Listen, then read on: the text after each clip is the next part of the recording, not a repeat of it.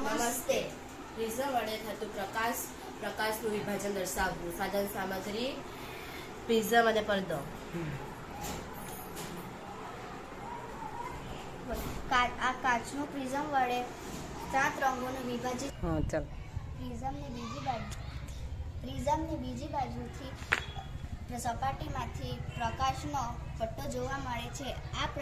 આ સાત રંગોનો અનુક્રમે ઉપર નીચેથી તરફ લાલ, નારંગી, પીળો, વાદળી, નીલો તથા જાંબલી છે.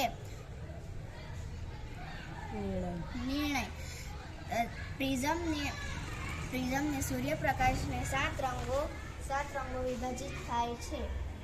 સરસ.